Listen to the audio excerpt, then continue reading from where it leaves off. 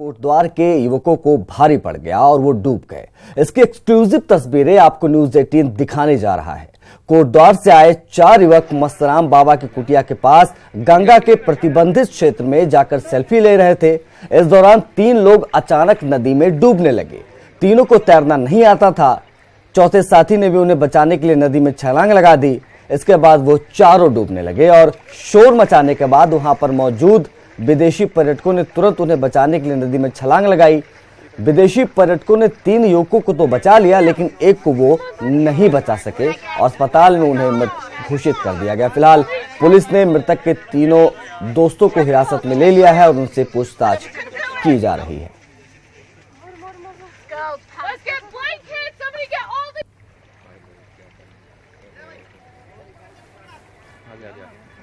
मिल गया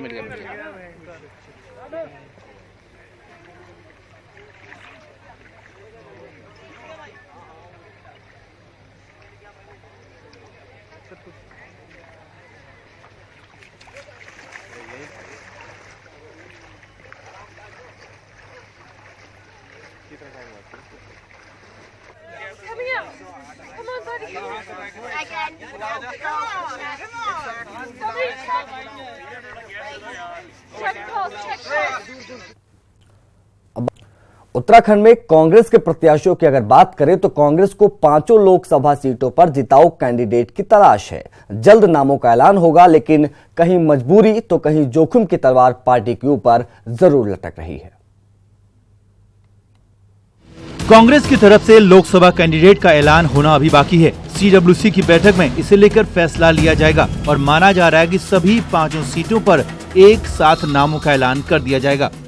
राहुल जी मीटिंग करने के बाद ये इसी की बैठक है और हमारे ख्याल में शायद पहले ही दौर में उत्तराखंड का भी तय हो जाएगा।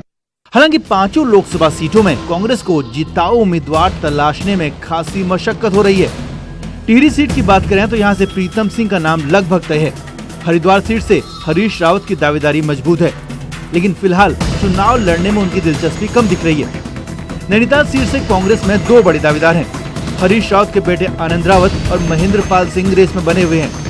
वहीं अल्मोड़ा सीट से राज्यसभा सांसद प्रदीप टमटा जिताऊ कैंडिडेट हैं, लेकिन राज्यसभा सीट जाने का भी रिस्क है। जबकि पौड़ी सीट से मनीष खंडूड़ी की दावेदारी पक्की है। राहुल जी मीटिंग करने के बाद ये इसी की बैठक है और हमारे ख्याल में शायद पहले ही दौर में उत्तराखंड का भी तय हो जाएगा। कुल मिलाकर कुछ सीटों पर पार्टी के पास चेहरों का टोटा है और जहां मजबूत लोग हैं वहां पार्टी के सामने दूसरे सवाल और जोखिम है। देखना होगा कहां किस पर कांग्रेस अब दांव खेलती है। देहरादून से न्यूज 18 के लिए रॉबिन सिंह चौहान की रिपोर्ट। उधर निकाय चुनाव में देहरादून में कांग्रेस को करारी हार मिली थी। ऐसे में अब एक बार फिर से दून के शहरी वोटर्स को लुभाने का सिलसिला शुरू हो गया है। लोकसभा चुनाव में देहरादून नगर निगम के 6 लाख वोटर टिहरी लोकसभा के साथ हरिद्वार सीट को भी प्रभावित करते हैं। अब दोनों ही पार्टियां दून के इन वोटर्स के सहारे टिहरी के साथ ही हरिद्वार सीट पर भी परचम लहराना चाहती हैं।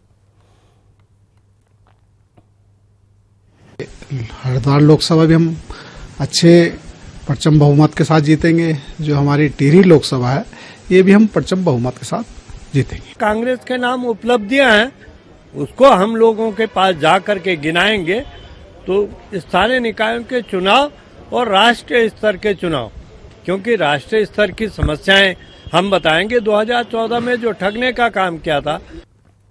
पौड़ी के वर्तमान सांसद और पूर्व मुख्यमंत्री भुवन चंद खंडूड़ी के बेटे मनीष खंडूड़ी के कांग्रेस का दामन थामने पर कोटद्वार में मिली जुली प्रतिक्रिया आ रही है।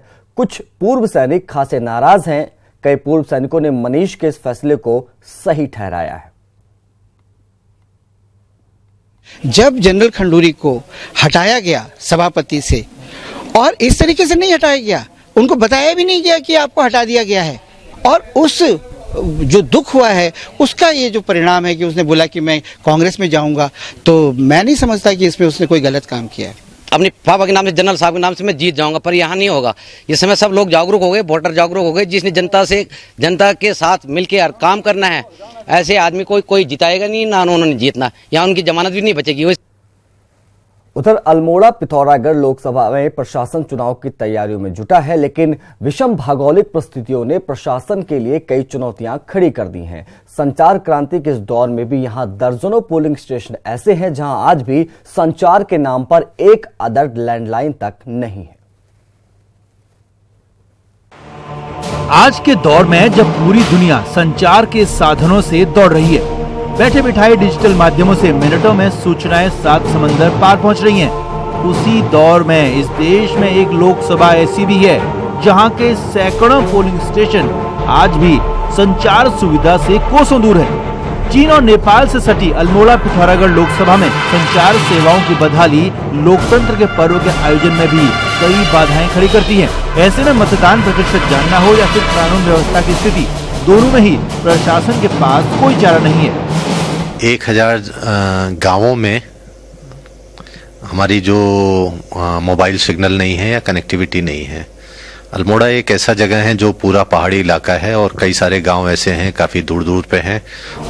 अल्मोड़ा लोकसभा में पिथौरागढ़ जिले में सबसे ज्यादा पोलिंग स्टेशन संचार से कटे हैं। यहाँ 48 पोलिंग स्टेशन ऐसे हैं जहाँ न तो मोबाइल के सिग्नल है और न ही लैंडलाइन की सुविधा, जबकि 2 बूथ ऐसे हैं जहाँ पर सिर्फ लैंडलाइन की ही सुविधा मौजूद है।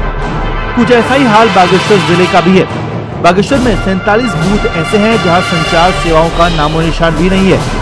चंपावत जिले का हाल भी कुछ जुदा नहीं है, यहाँ 31 मतदान केंद्र संचार से पूरी तरह कटे हैं, जबकि अल्मोड़ा जिले में ऐसे मतदान केंद्रों की संख्या 2 है। संचार व्यवस्था उपलब्ध नहीं है। वहाँ पर हम लोगों ने व्यवस्था ये किया है कि मैन्युअली कोई व्यक्ति को जो है उसको नियुक्त किया जाएगा जो कि उसको जो है सूचना को आदान प्रदान करने में हमारी मदद करेगा। इसके अलावा सैटेलाइट फोन्स का भी हम लोग प्रयोग कर रहे हैं।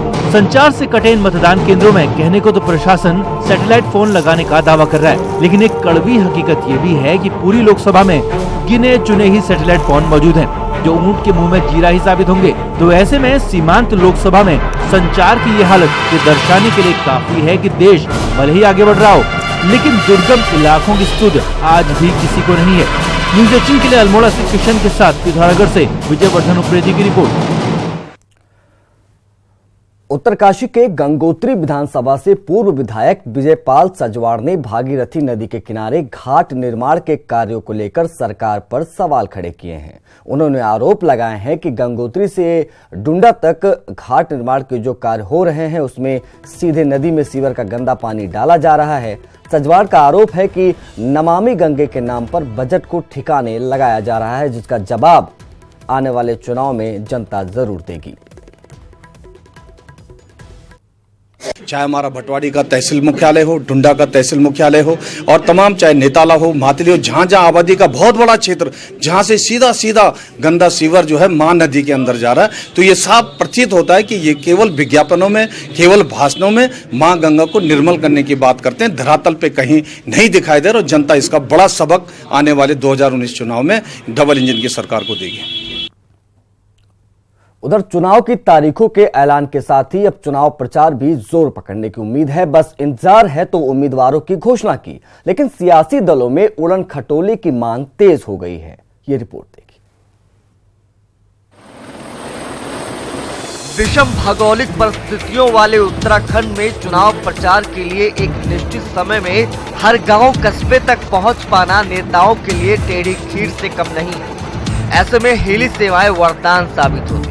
चंद घंटों के अंतराल में मैदान से लेकर पहाड़ तक पहुंचना आसान हो जाता है। लोकसभा चुनाव में सियासी दलों के पास बामुश्किल 1 महीने का समय बचा है, जिसमें प्रत्याशी घोषित करने से लेकर प्रचार, नामांकन और मतदान की प्रक्रिया संपन्न होनी। प्रमुख सियासी दल भाजपा और कांग्रेस में अब इस बात को लेकर रस्साकशी है कि कौन अपने आला कमान से कितने संसाधन खींच पाता है। इन दिनों दोनों पार्टियां कब कहां कितने उड़न खटोले चाहिए इसकी गणित में जुटी हुई है। हालांकि कांग्रेस भी मानती है कि बीजेपी इस मामले में कांग्रेस पर भारी पड़ने वाली है। दो हेलीकॉप्टर, 2 चॉपर हमको चाहिए होते हैं, उनके लिए तो हम डिमांड रेज करेंगे। इसके अलावा जो चार्टेड प्लेस हैं, अगर बड़े नेता आ रहे हैं, प्रियंका गांधी आ रही हैं या सोनिया जी आए या डॉक्टर मनमोहन सिंह जी आए, उनके लिए जो अलग से व्यवस्था है वो AICC। चुनाव प्रचार में चूंकि समय कम है तो चॉपर का भी उपयोग होगा ही होगा, और एक एक दिन में कई सभाएं होती हैं और चूंकि पर्वतीय क्षेत्र के अंदर स्थितियां भी ध्रुव हैं, दूर स्थानों पर जाना पड़ता है, तो जो हमारे वरिष्ठ नेता हैं उनका अधिक से अधिक हमारा प्रयोग हो सके, इसके लिए हेलीकॉप्टर अपने आप में एक सुलभ साधन है। लेकिन जो चुनाव आयोग की सीमाएं हैं उनको ध्यान में रखते हुए हम ये कार्य करेंगे। भाजपा की माने तो वो अपने स्टार प्रचारकों की 35 जनसभाएं और प्रदेश स्तरीय नेताओं की करीब 200 जनसभाएं आयोजित करने वाली है। वहीं कांग्रेस भी इस बार पूरी ताकत झोंकने की तैयारी में। न्यूज़ 18 के लिए देहरादून से सुनील नौप्रभात की रिपोर्ट। लोकसभा चुनाव में इस बार प्रत्याशी जरूरत से ज्यादा खर्च नहीं कर सकेंगे, क्योंकि चुनाव आयोग ने व्यय सीमा के साथ ही यह भी तय कर दिया है कि किस मद में प्रत्याशी कितनी राशि ही खर्च कर सकता है।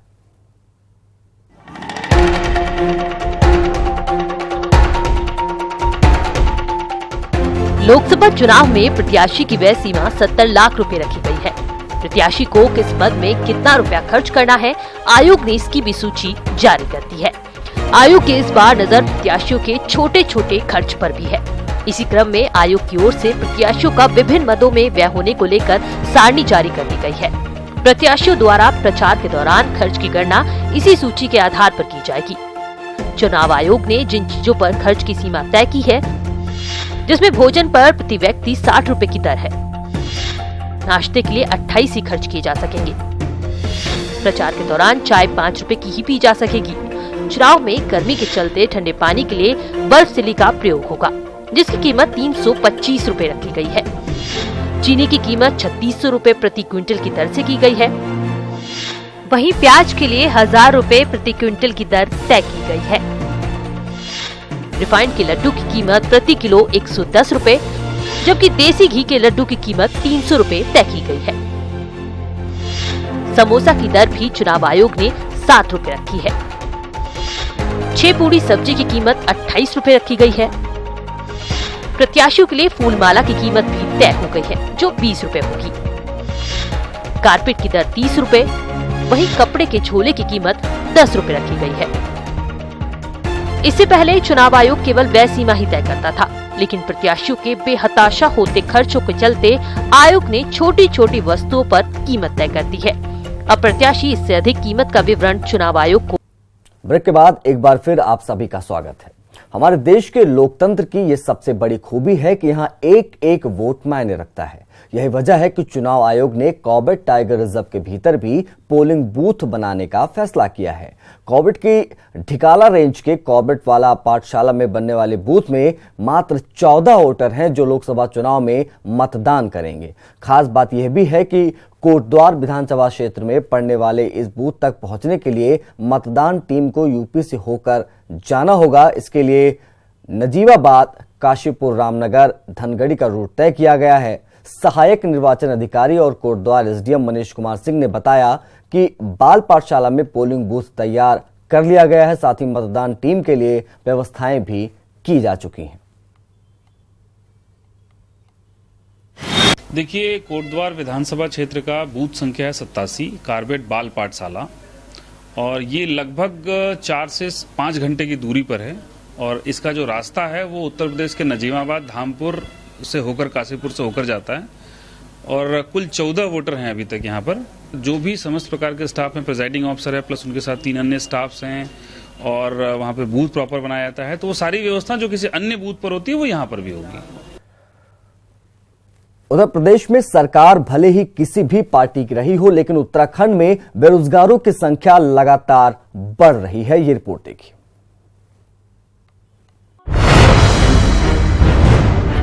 बेरोजगारी उत्तराखंड में एक बड़ी समस्या बन चुकी है। 1.25 करोड़ आबादी वाले प्रदेश में करीब 12 लाख से ज्यादा बेरोजगार हैं।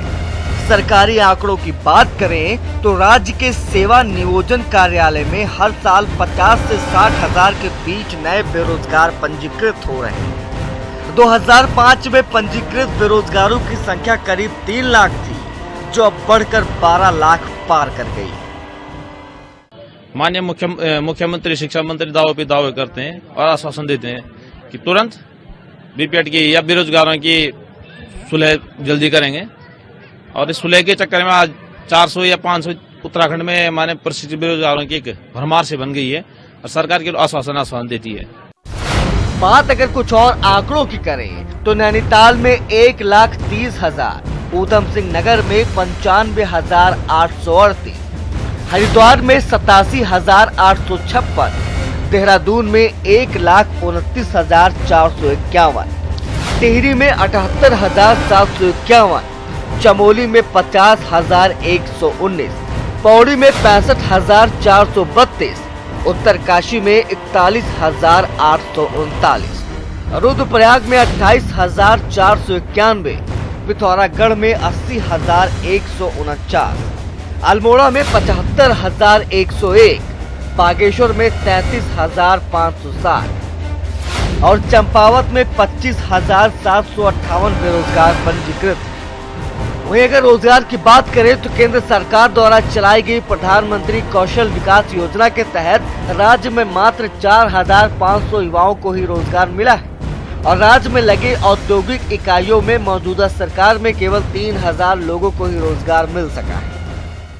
रोजगार का टोटा पूरे 5 साल रहा है और जो आंकड़े हैं बेरोजगारी के, उन्होंने आसमान इनके कार्यकाल में छुआ है और खास करके नोटबंदी और जीएसटी के त्रुटिपूर्ण इम्प्लीमेंटेशन की वजह से आप देखिए कि 1,10,00,000 का ये जो आंकड़ा है ये कांग्रेस पार्टी ने नहीं दिया है, ये एक ऐसी प्रतिष्ठित कंपनी ने आंकड़ा दिया है कि इन लोगों ने रोजगार खोया है और जो छोटे कारोबारी हैं वो तो पूरी तरह से तबाह हो गए। तो ऐसे में जब आपने भुखमरी पर लोगों को उतार दिया हो, आप कौशल विकास की बात करें, जनधन की विकास करें, मुद्रा योजना की बात करें, ये सब बातें जो हैं हवा हवाई साबित हो।